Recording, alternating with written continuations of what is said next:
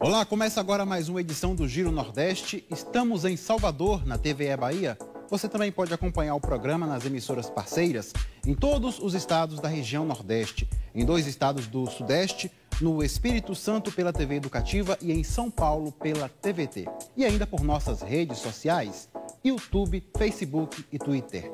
A nossa hashtag é Giro Nordeste. Sejam bem-vindas e bem-vindos. A Copa América em meio à pandemia e o afastamento do presidente da CBF após denúncia de assédio sexual e moral serão alguns dos temas do Giro Nordeste de hoje. Vamos conversar com um dos mais importantes jornalistas esportivos do Brasil, Juca Kfouri. Eu sou o Juraci Santana, da TVE Bahia, e vão participar do programa de hoje, em seus respectivos estados, Marcos Vital, da TV Universitária da Paraíba, Carla Soraya, da TV Ceará, Marcos Saldanha, da Rádio Timbira, no Maranhão, Nathalie Queiroz, da TV Pernambuco, Paiva Rebouças, da TV Universitária do Rio Grande do Norte, Daniele Ferreira, da TV Aperipê, em Sergipe, e Henrique Douglas, da TV Antares, no Piauí. Eu quero agradecer a todos pela participação e vamos iniciar nossa rodada de perguntas aqui pela Bahia. Juca, considerando que o brasileiro é apaixonado por futebol, você acha que a realização desta Copa América no Brasil é uma forma de tirar a atenção da população para a situação grave da pandemia no segundo país em número de mortes por Covid no mundo? Seja muito bem-vindo. Muito obrigado, Juraci. Veja, eu acho que faz parte, não é, de um esforço que não é de hoje, já vem desde o começo da pandemia, de tentar dar um ar de normalidade a uma situação anormal. Nós não podemos nos esquecer que temos um genocida no Palácio do Planalto, que desde o início da pandemia a tratou como gripezinha, desfez de vacinas, né? Veja que ele, com uma rapidez estonteante, aceitou trazer a Copa América para o Brasil, mas não teve a mesma rapidez, muito ao contrário, para comprar vacinas para o povo brasileiro. Porque isto faz parte da necropolítica que o caracteriza. Isto faz parte de um governo que saúda a morte e dá pouca importância à vida, porque, afinal, todos vamos morrer, como ele sabiamente um dia disse. Então, eu acho que faz parte deste esforço. Trouxe ao Brasil mais um problema que não nos dizia respeito, depois que Colômbia e Argentina abdicaram de fazer a Copa América.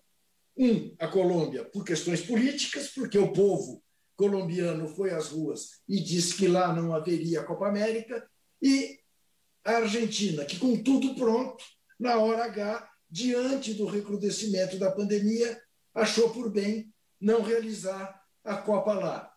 Ofereceram ao Brasil e o Brasil aceitou prontamente. É mais um absurdo, apenas mais um absurdo deste governo.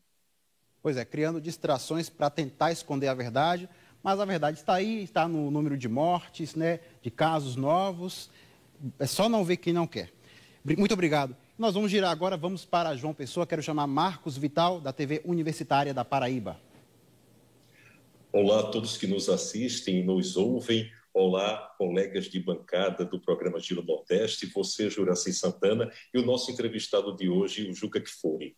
Juca, já aproveitando a resposta que você deu à pergunta feita por Juraci, você acredita que o Brasil não era a única alternativa à realização da Copa América 2021, uma vez que o próprio presidente da Conmebol, o paraguaio Alejandro Domingues, chegou a cogitar a realização da Copa América 2021 no Paraguai? Na sua opinião, você acredita que a Copa América poderia ser realizada em outro país, em vez de ser no Brasil, em meio justamente a esse número grande de mortos e de contaminados pela Covid-19?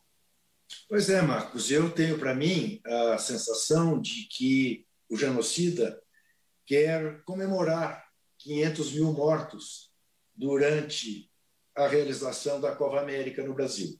Porque, de fato, o senhor Alejandro Domingues telefonou ao senhor Rogério Caboclo, lhe informando que, diante da renúncia em cima da hora da Argentina, ele havia resolvido fazer a Copa América no Paraguai, no país dele e sede da Conmebol. Quando ouviu de Rogério Caboclo, em meio às denúncias que o cercam, que não, peraí, vamos fazer no Brasil, fizemos 2 anos atrás, temos tudo pronto. Eu ligo para o presidente da República e ele concordará. E em 5 minutos, segundo consta, o genocida concordou. Então, de fato, não passava na cabeça de ninguém fazer de novo uma Copa que já tinha sido feita no Brasil em 2019 e agora aqui. Mas o Brasil chamou para si a Copa América, porque o Caboclo achou que, com isso, ele poderia desviar o foco das denúncias que havia contra ele. Deu-se mal nesse aspecto, mas a cova veio para cá. Eu quero lembrar, Marcos, vocês são todos jovens, talvez não saibam, talvez não se lembrem, mas o genial Enfio, nos tempos do jornal Pasquim, criou um personagem chamado Caboclo Mamador. O Caboclo Mamador era um personagem que enterrava no cemitério de mortos-vivos apoiadores da ditadura, da área da cultura, da área do jornalismo.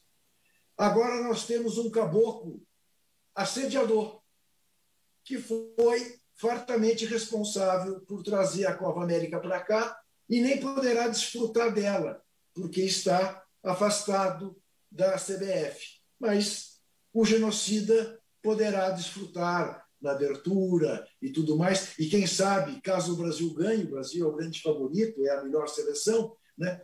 Repita aquela cena bizarra de 2 anos atrás, quando foi lá receber a taça e levantou a taça junto com os jogadores. Obrigado, Juca. E nós seguimos agora para Fortaleza. É a vez de Carla Soraya, da TV Ceará, fazer a pergunta ao jornalista Juca Kfouri. Olá, Juraci. Meu cumprimento também aos colegas de bancada virtual, ao público que nos acompanha e a Juca Kfouri, nosso entrevistado de hoje. Juca, parece que a CBF gosta desse tipo de dirigente, né? Porque não é de hoje que a CBF tem um todo-poderoso envolvido aí em escândalos, em negócios escusos. Será que fazer esse tipo de negócio está no estatuto da CBF? E outra questão que eu queria colocar para você, quando você era repórter da revista Placar, você fez a matéria, né, que se tornou célebre, sobre a máfia das loterias. Será que ela acabou ou continua aí no futebol e em outros jogos que são liberados? Carla, deixa primeiro fazer uma ligeira correção. Eu não fui o repórter que fez a matéria da máfia da loteria. O repórter que fez a máfia da loteria se chamava Sérgio Martins, infelizmente, já falecido. Eu era diretor da revista, acompanhei, coordenei toda aquela reportagem. O mundo do futebol é um mundo absolutamente sujo, corrupto. Não existe mais uma máfia da loteria, porque aquela reportagem significou praticamente o fim da loteria esportiva no Brasil. Ela perdeu inteiramente a credibilidade, não dá mais prêmios altíssimos então não se formam quadrilhas para ganhar o prêmio da loteria. Mas esse aspecto que você enumera é puramente verdadeiro. Veja bem, os 3 últimos presidentes da CBF têm problemas com a justiça. Ricardo Teixeira e Marco Polo Deonero não podem sair do Brasil, que a Interpol os prenderá. O Zé Maria Marim saiu e foi preso. E passou quase 5 anos preso. E foi solto nos Estados Unidos por uma generosidade da justiça americana em função da pandemia. Ele tem quase 90 anos e acharam que ele morreria na penitenciária, permitiram que ele viesse para o Brasil. O capo de todos eles, o senhor João Avelange, morreu aos 100 anos, banido da FIFA e banido do Comitê Olímpico Internacional. Todos eles envolvidos no chamado FIFA Gate. Todos eles envolvidos em operações de lavagem de dinheiro, que, infelizmente, é o mais frequente, é o mais comum no futebol brasileiro, tanto nas federações, quanto na confederação, como nos clubes. Infelizmente, e é por isso que nos transformamos hoje num país meramente exportador de pé de obra, não conseguimos segurar nossos ídolos no Brasil. Viramos aquilo que éramos no Brasil colônia, exportador de commodities, de matérias-primas. Obrigado mais uma vez. Quem está assistindo ao Giro Nordeste pode fazer perguntas e comentários nas nossas redes sociais, YouTube, Facebook e Twitter. E vamos seguir para São Luís, capital do Maranhão, onde está Marcos Saldanha, da Rádio Timbira. Olá, colegas dessa bancada retada, né, bem nordestina. Um prazer conversar com você, Juca. Bom, a minha pergunta é o seguinte: estou vendo na sua biblioteca aí literatura de política, biografia de Getúlio Vargas. Você acha, Juca, que o jogador, o cidadão que é o jogador, ele também precisa ter essa leitura e, mais do que isso, ele precisa se posicionar politicamente em todos os sentidos? O Casagrande tem falado muito disso e cobrado já há algum tempo sobre isso. Ou você acha que tem que ter essa separação, o jogador em campo, fora dele, não nos interessa? Marcos, veja bem, nada é indissociado da política. Política se mistura com tudo, né? Eu digo sempre, até está virando um refrão meu, política é a maneira como a gente toma café da manhã, né? É você que prepara o seu café da manhã, é alguém que vive com você, é uma funcionária, é um mordomo, quem é? Né? Como é que é o seu café da manhã? A partir da hora que você acorda, né? Você está fazendo política. Infelizmente, nós somos um país com um sistema educacional muito falho, né? Os jogadores de futebol, em regra, né, vêm das classes excluídas, têm uma formação realmente cidadã muito pobre, né? E acaba com esse discurso ou alienado, que futebol e política não se misturam, ou pior, né, quando ascendem socialmente, reproduzem o discurso do poder autoritário, o discurso da meritocracia, a favor da pena de morte, do carro blindado, que não me venha um moleque tomar aquilo que eu acumulei a duras penas, que faça como eu e se dê bem na vida. Não é? Então, o que mais vê é isso. Você não tem a dúvida de que a esmagadora maioria da seleção brasileira, se não votou porque estava fora do Brasil, gostaria de ter votado no genocida, entendeu? Então, eu em nenhum momento, Marcos, acreditei que desse movimento pudesse sair um boicote à Copa América. Eu tinha certeza absoluta que, no máximo, o ressentimento deles era em função de estarem sendo maltratados pelo caboclo assediador. Apenas isso. Não tinha mais do que isso. Se você pegar, ainda antes do manifesto, ainda antes, né, do final desse episódio, eu escrevi na Folha de São Paulo, no domingo, uma coluna cujo título é Ver para Crer. Porque,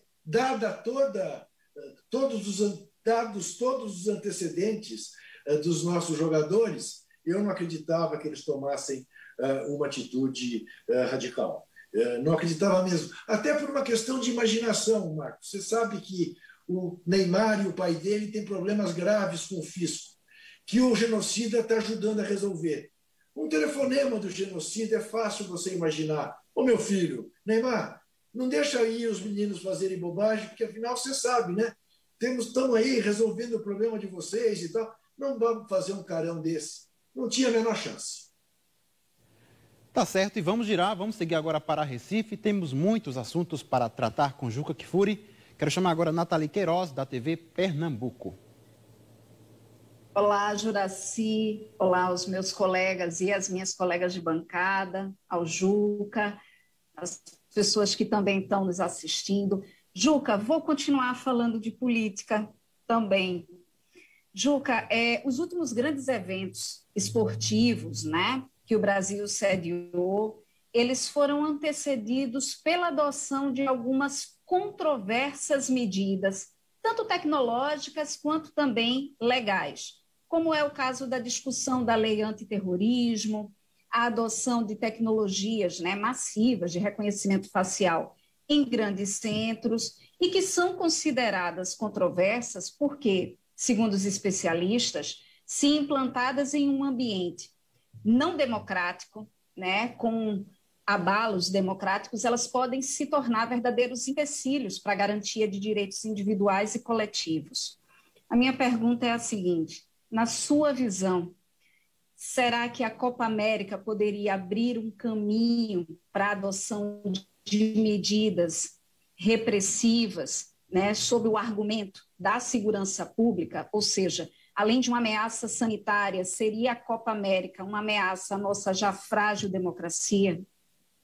Então, Nathalie, veja, a lei antiterrorista foi dos piores legados possíveis e imagináveis às manifestações de 2013, né?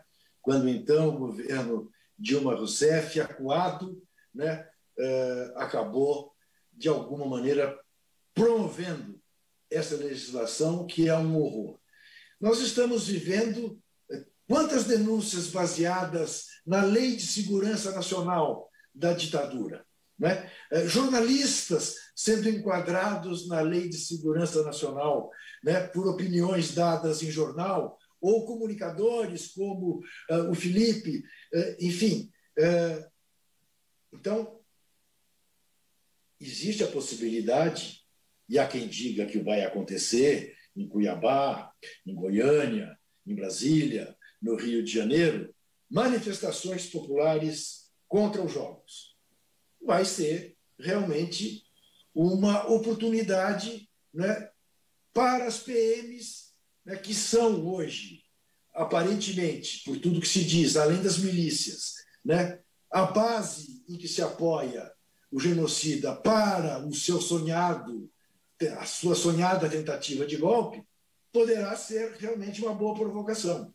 Poderá ser, não tenho dúvida. Se é uma coisa que me preocupa nos atos, todos agora que estão sendo planejados de oposição ao governo federal, é que haja esse tipo de provocador infiltrado e que dê a chance para que as coisas se desencaminhem e o genocida pense, né, num estado de sítio, numa coisa desse porte, né? Porque que ele quer dar um golpe é evidente, né? Um cara que diz hoje que se perder as eleições do ano que vem é porque houve fraude já de antemão, boa coisa não está preparando. Obrigado mais uma vez, Juca. A nossa hashtag para quem quiser fazer perguntas e comentários é Giro Nordeste. E nós vamos a Natal, é o momento da pergunta de Paiva Rebouças, da TV Universitária do Rio Grande do Norte. Olá, Juraci, colegas de bancada, Juca, satisfação estar falando com você. Queria voltar àquela questão que você falou agora há pouco, queria instigar um pouco mais aquela sua opinião, é que o Alisson, o Thiago Silva, o Marquinhos, o Danilo, o Casimiro e até o Neymar, né, foram apontados como esses jogadores mais revoltados em relação à realização da Copa América. Até sábado ou domingo, o discurso era de que se pronunciariam após terça-feira, mas nada aconteceu, como a gente viu. Você acha que rolou? Eles se acovardaram, alguém se acovardou? Houve pressão como essa que você falou do telefone? Já pode ter acontecido isso?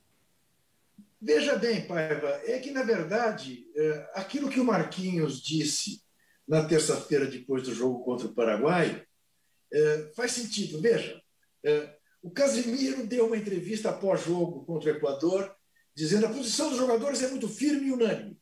E todo mundo sabe qual é. O repórter ainda perguntou, não, eu não sei qual é. Não, todo mundo sabe. É muito firme.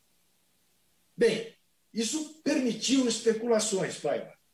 E eu te confesso a minha preocupação, porque eu acho que a imprensa civilizada, a imprensa iluminista, a imprensa que não está apoiando, né, o governo obscurantista, necrófilo, da necropolítica, não pode se confundir e usar os mesmos métodos. Nós não podemos brigar com os fatos e nós não podemos inventar fatos. Nós não podemos especular em torno de desejos.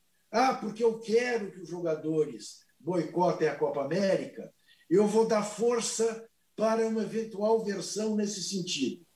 O Marquinhos disse, mas vocês estão querendo que aconteça uma coisa que vocês inventaram. Em nenhum momento nós falamos em boicote à Copa América. E, de fato, se você for ver, em nenhum momento você tem sequer uma palhinha nesse sentido. O que eu sei, a informação que eu tenho, é que eles estavam descontentes com os maus tratos do caboclo assediador, que os estava tratando como se eles fossem empregados da CBF. Bom, e você sabe, você está tratando com uma garotada que tem a sua vida resolvida por 4 gerações. Essa curvada de cabeça, eles não dão para Cartola. O Cartola que os trate bem. O que o Tite fez? O Tite, para não exatamente ser vítima do que o caboclo assediador foi, ficou com o seu grupo. Falou, eu estou fechado com o grupo. Mas ele também, em nenhum momento, deu algum sinal de que haveria uma insatisfação em relação à Copa América. Paiva, os jogadores vieram para jogar as eliminatórias e iam para a Argentina jogar a Copa América. Estava dado. Em nenhum momento se discutiu a oportunidade, que é obviamente inoportuna, né, do torneio. Por que eles não queriam disputá-lo no Brasil? Até para eles é melhor jogar aqui do que jogar na Argentina. Entendeu? Então não era essa a razão. É evidente que eles preferiam estar em férias. É evidente que é um desgaste desnecessário. É evidente que eles acabaram de ganhar uma Copa América aqui no Brasil. Não tem valor maior para eles jogar outra e ganhar outra. Mas não era essa a questão. A questão é que eles queriam ser mais bem tratados. Posto para fora o Cartola, está tudo resolvido. Tá certo, muito obrigado. E temos mais perguntas para o jornalista Juca Kfouri. E agora é o momento de seguir para Aracaju, capital de Sergipe, onde está Daniele Ferreira, da TV Aperipê. Microfone, Daniele. Eu fiquei muito emocionada. Ju, que eu já trabalhei no rádio, eu ficava ali ouvindo, né? Na rádio você trabalha.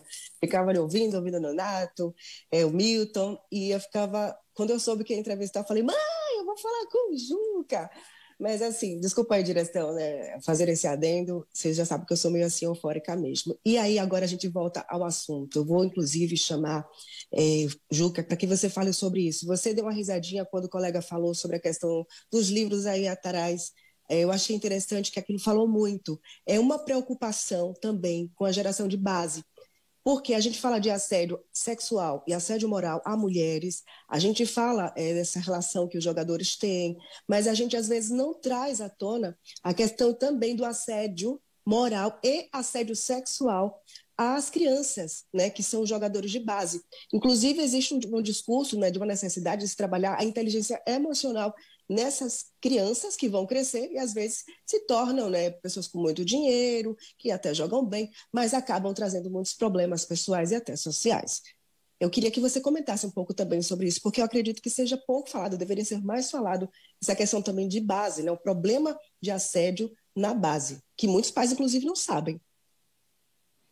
Sem dúvida nenhuma, Daniele. Isso é uma realidade que se dá em boa parte dos clubes brasileiros, não apenas entre os clubes de futebol, né? Temos o famoso caso da Joana Maranhão, né? Que acabou trazendo a público o assédio que sofria do seu treinador na natação, e a Joana Maranhão, infelizmente, não é uma exceção.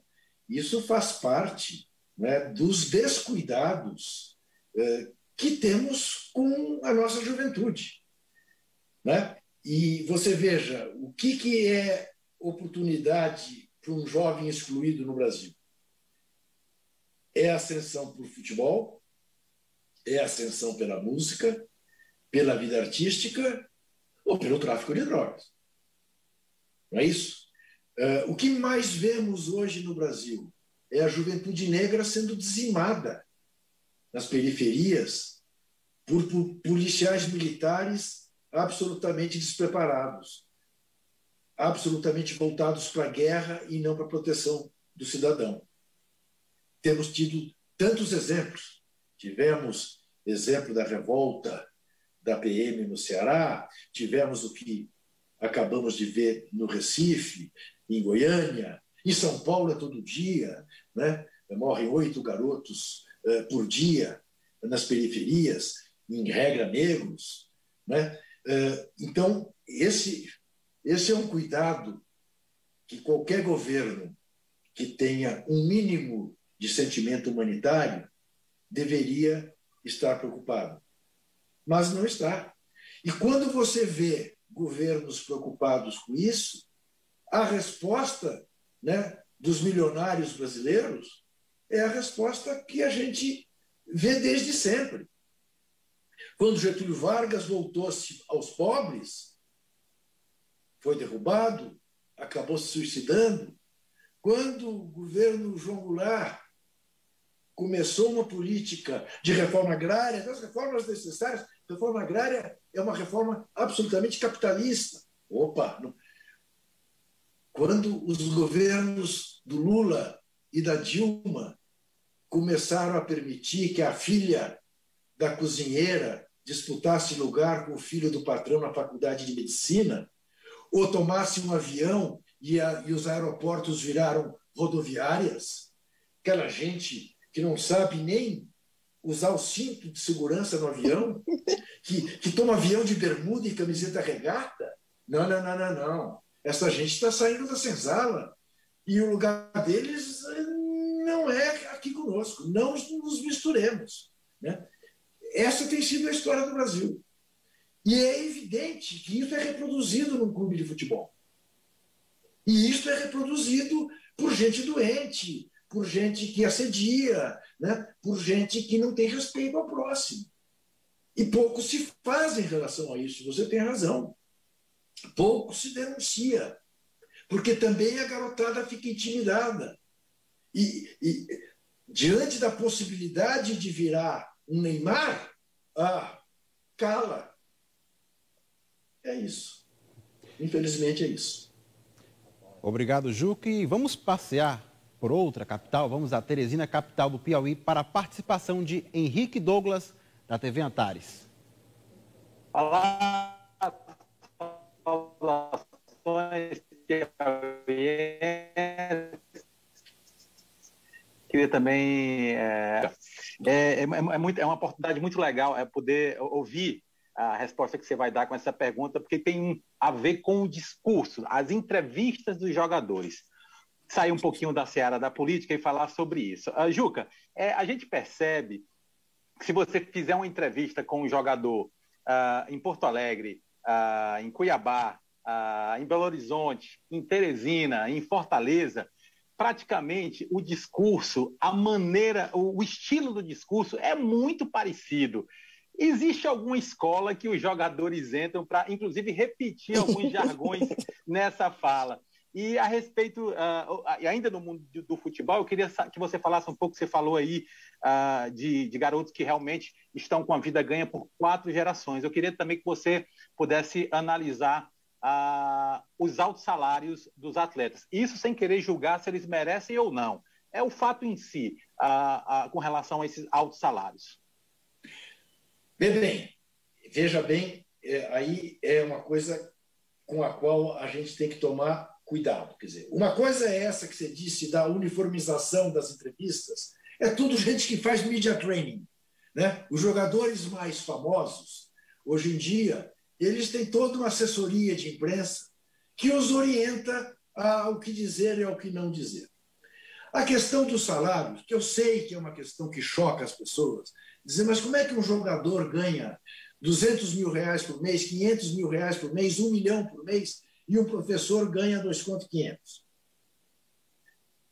A gente tem que levar em conta, primeiro, os jogadores que ganham muito são a ponta do iceberg, 3%.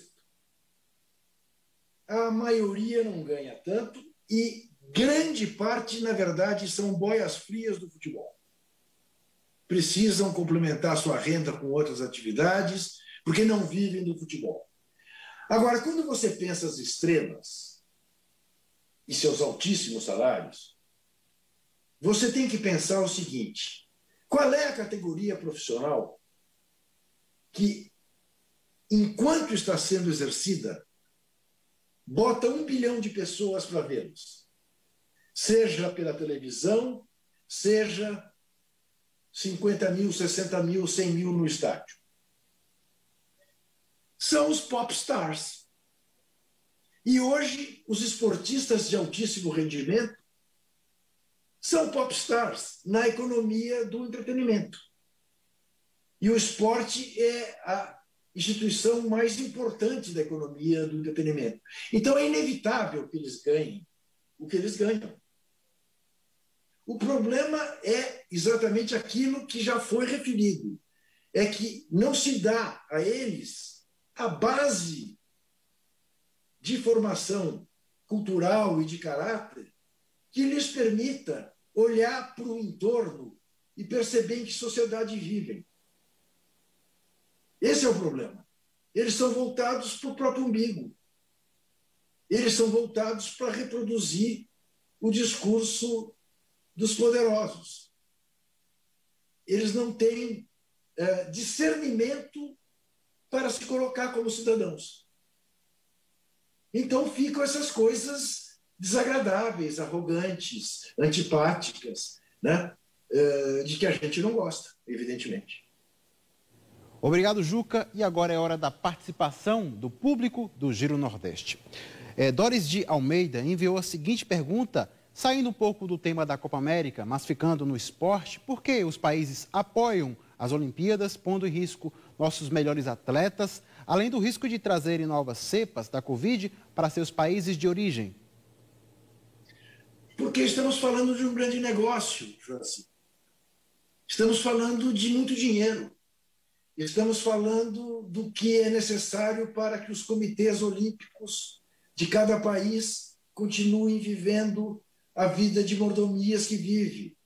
Não se esqueça, eu falei dos presidentes da CBF, mas não se esqueça de Carlos Nussmann, que era o presidente do Comitê Olímpico Brasileiro e que dirigiu a Olimpíada no Brasil. É o único caso em 100 anos, mais de 100 anos, das Olimpíadas modernas, em que o presidente do Comitê Olímpico Nacional foi também o presidente do comitê organizador.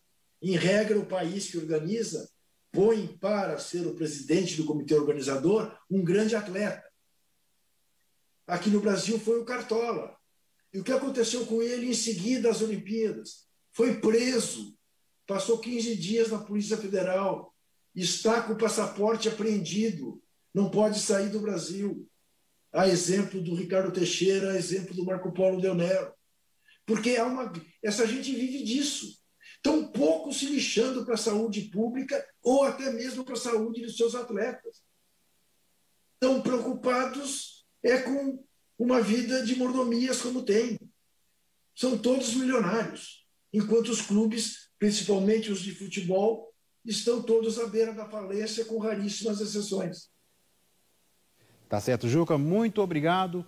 Esta entrevista está sendo exibida por televisões e rádios públicas. E vamos a mais uma pergunta daqui da Bahia para o jornalista esportivo Juca Kfouri. Juca, as transmissões de eventos esportivos... Vamos agora para a pergunta, outro de público novamente? Vamos lá.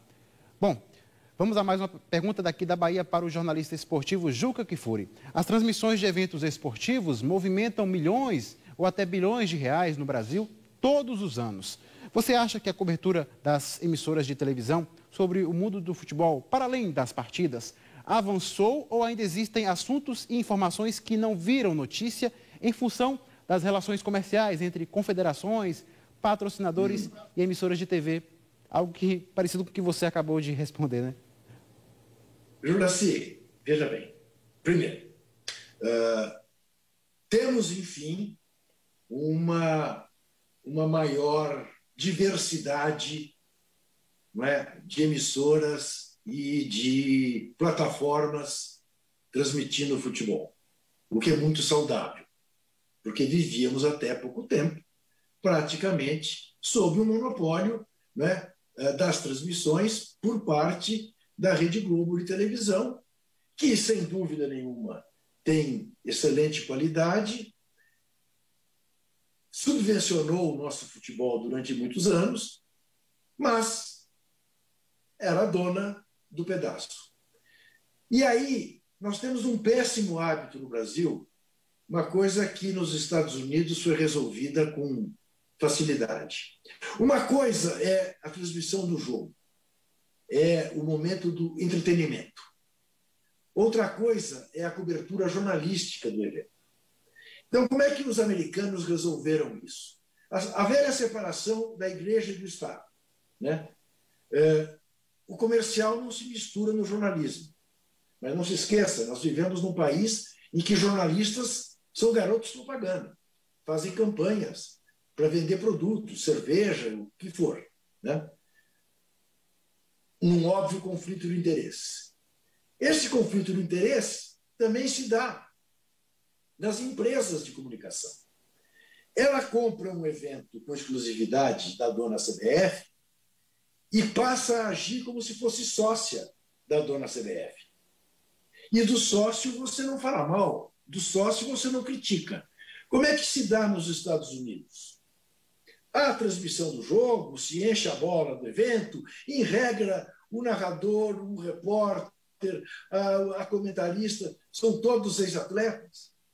Mas na hora que entra o Jornal Nacional daquela rede, vai dizer se o hambúrguer estava frio, se a cerveja estava quente, se o gramado estava em boas condições, se houve problema para o povo entrar no estádio, no ginásio, ou se não houve, se o presidente daquele clube está encalacrado com a justiça por sonegação fiscal ou por remessa ilegal de dinheiro. Aqui no Brasil, não. O que nós tivemos no Brasil nos últimos tempos? O fenômeno que eu chamei de laifertização da cobertura esportiva. A gracinha, não o fato. Com que justificativa? O cara quando chega no caderno de esportes, quando liga no rádio para ouvir um programa esportivo na televisão, ele quer um oásis, ele já está cansado da política, dos problemas, dos crimes, ele quer descansar. Então virou o paraíso dos engraçadinhos. Não se faz mais jornalismo. Entendeu? Nos programas da TV aberta. Virou uma palhaçada em bom português. Né? Eu não estou criticando o poder de comunicação de um Thiago Leifert ao falar da Leifertização, mas eu estou falando da gracinha pela gracinha. E esse rapaz é capaz de dizer que esporte e política não se misturam. Esquecido da figura do Muhammad Ali, esquecido da figura do Maradona, esquecido da figura do Sócrates, do Casagrande, né? Esquecido do que está acontecendo nesse momento no Brasil, que por uma razão política se traz para cá uma Copa que não era para ser trazida para o Brasil. E como não se mistura com política? E é proibido falar disso no programa de esporte? Não, deveria ser obrigatório que se falasse. mas pouco se fala de fato. Tá certo, muito obrigado. E temos mais perguntas. Vamos chamar novamente Marcos Vital, da TV Universitária da Paraíba. Juca, a despeito da inocuidade do manifesto da seleção brasileira, uma vez que eles não resolveram boicotar a participação no torneio, né?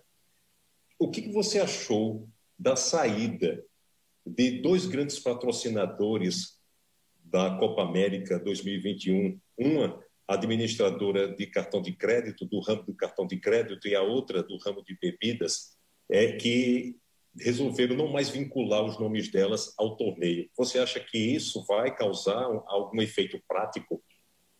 Veja bem, Marcos, um pouco para inglês ver, né, velho?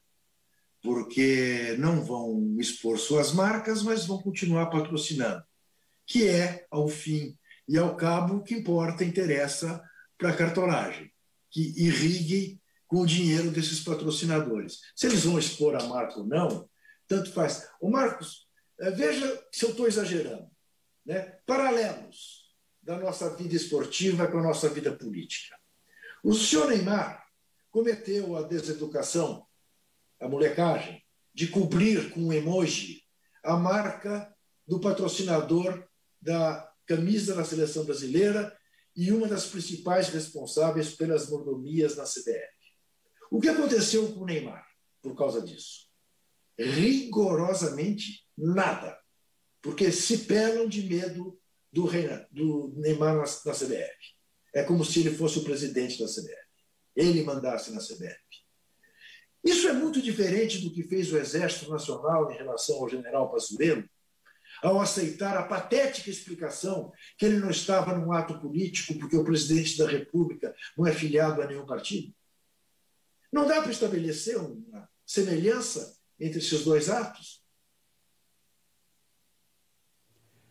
Pois é, falando sobre Copa América, saiu notícia agora há pouco sobre o assunto. A maioria dos ministros do STF votou contra duas ações que pediam a suspensão da Copa América. A relatoria estava com a ministra Carmen Lúcia. Inclusive, essas duas ações foram ingressadas pelo PSB e também por um sindicato. Votaram 6 ministros dos 11 da Corte. Existe uma outra terceira ação que foi ingressada pelo PT, que ainda será votada. Os ministros têm até às 23 horas e 59 minutos de hoje, desta quinta-feira, para apresentarem todos os votos. Quem está assistindo ao Giro Nordeste pode fazer comentários nas nossas redes sociais, YouTube, Facebook e Twitter. E vamos falar mais uma vez com Carla Soraya, da TV Ceará. Obrigada, Juraci. E é justamente sobre essa questão do STF e o que foi comentado há pouco tempo aí pelo Juca Kfouri que eu vou fazer minha pergunta. Ele falou que política e futebol devem se misturar sim, mas aqui no Brasil a gente tem aquele ditado que diz, não vamos falar de política, futebol, nem de religião, porque brasileiro só não consegue entender esse tipo de discussão. Mas, Juca, a gente teve o Sócrates, que foi um jogador que teve muita união entre os seus pares e falava de política e tinha as suas ações políticas. Você é um jornalista que nunca deixou de abordar também questões sociais, políticas, não só nos seus comentários, nas suas crônicas e nos seus livros. Só que hoje parece que está tudo muito complicado, né? As pessoas não estão aceitando as críticas, não veem com bons olhos quem é contra o que eles pensam. Como é que você está lidando com essa questão e vendo que o futebol saiu do seu espaço, está indo para o Supremo, está indo para as ruas, está se misturando cada vez mais com política aqui no nosso país? Pois é, Carla, eu te diria o seguinte, se alguma qualidade eu tenho como jornalista, é a capacidade de olhar para a floresta e não só para a árvore. Imaginar que eu fosse me limitar ao que acontece nas 4 linhas do gramado é realmente uma ingenuidade, é me desconhecer. Como você disse, eu nunca dissociei uma coisa da outra. E cada vez mais não vou dissociar, ainda mais no momento em que o Brasil, a democracia brasileira, corre riscos. Se você me perguntar Ô, Juca, qual é o seu mundo ideal na sua vida profissional? Eu diria para você, cara, eu adoraria só falar do jogo. Sou apaixonado no futebol. Falar do passe, falar do gol, falar do drible, entendeu? Poder fazer um texto mais literário, mais poético. Adoraria. Mas eu moro no Brasil, cara. Eu moro no Brasil. Na minha esquina tem gente pedindo esmola. O esporte que eu cubro tem corrupção do amanhecer ao anoitecer. O cara para quem eu escrevo, o cara para quem eu falo no rádio, o cara para quem eu falo na TV, tem o direito de saber o que acontece nos bastidores do esporte que ele gosta. E eu tenho a obrigação de contar para ele. Por mais que isso possa me trazer problemas, perder empregos, ser processado, ser ameaçado, ser xingado nas redes antissociais, faz parte do ofício. Se eu quisesse escolher vida mansa, eu teria ido para a publicidade, ganhava muito mais dinheiro e não tinha esse tipo de problema. Mas eu escolhi ser jornalista. E o jornalista que não queira melhorar o mundo, ele não é jornalista. Você vai me desculpar. Eu sei, é uma coisa pretensiosa, mas eu repito isso em todas as palestras que faço em escolas de jornalismo. Eu não respeito o jornalista que não queira melhorar a esquina da rua onde mora, a cidade onde vive, o país onde nasceu e, com o perdão da pretensão, o mundo em que ele está. Porque essa é a missão do jornalista. A missão do jornalista é se insurgir contra o poder. O resto é armazém de secos e molhados, já dizia Milo Fernandes. Jornalismo e oposição. E o jornalista que se curva diante dos poderosos mostra o traseiro para os oprimidos. Ponto. Então, eu vou dizer para você, não voltaria 1 metro atrás da trajetória. Não significa que eu não tenha errado em 51 anos de jornalismo. Errei muito. Mas nunca errei de propósito. Todas as vezes que me peguei errado, me corrigi. Criei para mim mesmo, antes de ombudsman, uma vinheta que rata, que é a errata do Kfouri. Tá? O leitor da Folha de São Paulo cansou de ver que ratas minhas em colunas. E é isso. Eu acho que enfim, respondi a tua pergunta. Obrigado. E seguimos com mais questões para o jornalista esportivo Juca Kfouri. Agora é o momento de mais uma pergunta de Marcos Saldanha, da Rádio Timbira, no Maranhão. Juca, é impossível, no Nordeste a gente fala não curiar, ficar curiando, olhando aí para trás de você e tentar entender um pouco mais você, que a gente olha na TV no estúdio, mas agora você parece que está em algum local mais pessoal, em casa, enfim. E aí eu olhei essa frase que é legal, que diz, Deus prefere os ateus. Eu adorei, mas no Brasil, quando tem jogo, quando tem futebol, aí todo mundo invoca a ideia de que Deus é brasileiro. E aí eu queria discutir exatamente, a partir daí, o brasileiro invoca Deus e reivindica a vitória sempre, mesmo quando o time não está preparado. O que eu quero perguntar a você? Você acha que isso influencia na forma como o brasileiro lida com a vida? Ou seja, se por um lado existe o exemplo que para ganhar uma Copa do Mundo ele tem que estar extremamente preparado, por outro, ele conta com a sorte, ele imagina que é possível chegar porque Deus quer, porque ele acredita. Acredita é uma palavra que narrador adora, né? Acredita, vai lá e tal. Por exemplo, e aí eu te perguntaria, não é possível, inclusive, isso interferir na nossa formação de pessoa, essa coisa que é jogo, também é jogo, né? Não é uma coisa muito fechada, é jogo, ganha ou perde. Ô Marcos, veja bem, se Deus for brasileiro, danadinho esse Deus. Eu acho que ele é dinamarquês. Porque, pombas,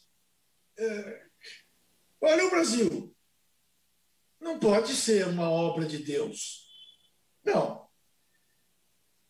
Eu quero lhe dizer que me irrita um pouco essa coisa do jogador fazer gol e olhar para o céu e agradecer para Deus. Porque o goleiro que tomou o gol está achando que Deus não existe. E vou lhe dizer mais. Você pegou um ponto que é uma ideia que eu tenho, uma convicção que eu tenho em relação à Copa de 2010. Tá? Na África do Sul. Que o Dunga levou o Jorginho como seu auxiliar, o Jorginho levou um pastor neopentecostal para fazer prédicas lá para os jogadores, e aqueles jogadores se fecharam em torno dessa ideia e tiveram atitudes as mais antipáticas possíveis e foram caminhando, e na melhor partida que faziam contra a Holanda, ganhando de 1-0, o Brasil tomou um gol. Empate. Tinha muito tempo pela frente. O Brasil jogava melhor que a Holanda. E você olhava para os jogadores, eles estavam de olhos arregalados, como se dissesse, mas isso Deus não previu. Isso não estava previsto por nós. Como pode? Tomamos um gol? E agora? O que será? Agora o que será é que a Holanda fez 2-1. E a partir daí acabou o jogo. E o Felipe Melo pisou no Robin, se não me engano, e foi expulso. E acabou o jogo. E o Brasil foi eliminado. Por quê? Porque Deus quis. E contra Deus não há nada possível. Quando a gente tomou 2 gols, é porque Deus queria que a gente perdesse. E como é que nós íamos lutar contra um desígnio divino? Então, eu tenho essa plaquinha aí, dada pela minha filha, que é, claro, uma provocação, e algumas pessoas que percebem, bichinho, o que pode esperar de um ateu? Eu digo, mas de onde você chegou a essa conclusão? Eu estou reconhecendo a existência de Deus, mas estou dizendo que ele gosta mais dos ateus. Porque os ateus enchem menos ele. Não levam ele para campo de futebol. Não ficam esperando que ele faça gol ou defenda pênalti. Entendeu? É um exagero. É um exagero. E essa é uma questão nacional, né? Que nós estamos enfrentando, né? E que precisamos ter clareza, né? De quantas cabeças não estão sendo feitas em função da exploração da fé, né? E da ignorância do nosso povo. Obrigado mais uma vez, Juca. E seguimos para mais uma participação de Nathalie Queiroz, da TV Pernambuco. Juca, eu vou estender a pergunta de Juraci anterior. Né? Ele falou sobre o papel das TVs e a sua relação com o futebol. Eu gostaria de saber como é que você tem avaliado a cobertura dessa grande mídia, que a gente chama de mídia hegemônica, né, acerca da Copa América, e onde as pessoas que estão nos assistindo podem aprofundar os seus conhecimentos, aprofundar a discussão sobre este tema. Olha, Nathalie, aí eu vou puxar a sardinha para minha brasa. Leia o blog do Juca, a coluna do Juca, ouça a CBN, né? Veja a TVT, veja a TVE da Bahia. Eu amanhã vou estar num programa com o Mário Vitor na 247. E leia, enfim, órgãos independentes, órgãos que não tenham interesse na transmissão ou na não transmissão da Copa América, né? Porque eu sei o que está por trás da sua pergunta e faz todo sentido, e eu vou te responder dando nome aos bois. Você não está achando que a TV Globo está muito crítica, coisa que ela não costumava ser em relação ao mundo do futebol, porque ela não tem os direitos da Copa América? Sim, Nathalie, eu acho que, embora eu endosse o teor das críticas, eu não sei se faria essas críticas se a Cova América fosse dela. Não sei. Agora, o que eu posso te afiançar é o seguinte: eu trabalho na Rádio CBN, das organizações Globo, e digo lá o que eu quero. E chamei o Campeonato Brasileiro do ano passado, que é da Rede Globo, de Covidão 20. E chamo os campeonatos estaduais da Rede Globo pelo diminutivo.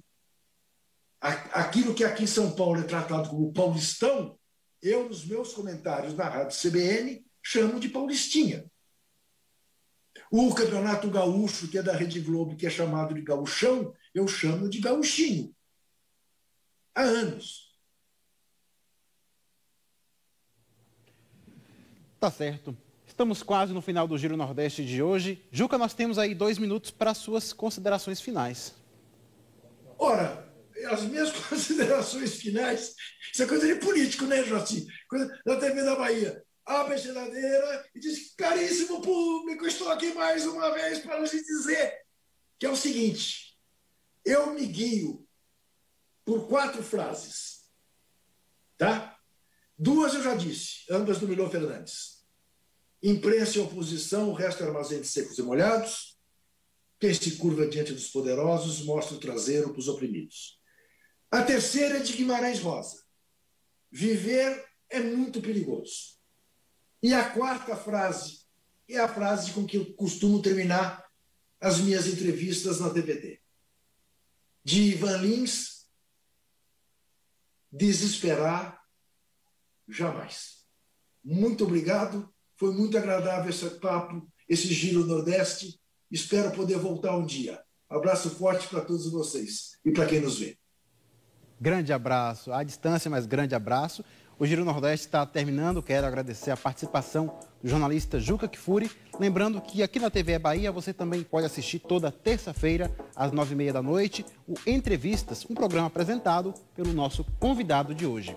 Muito obrigado também aos comunicadores: Marcos Vital, da TV Universitária da Paraíba, Carla Soraya, da TV Ceará, Marcos Saldanha, da Rádio Timbira, no Maranhão, Nathalie Queiroz, da TV Pernambuco, Paiva Rebouças, da TV Universitária do Rio Grande do Norte, Daniele Ferreira, da TV Aperipê em Sergipe, e Henrique Douglas, da TV Antares, do Piauí. A gente volta na semana que vem. Até lá!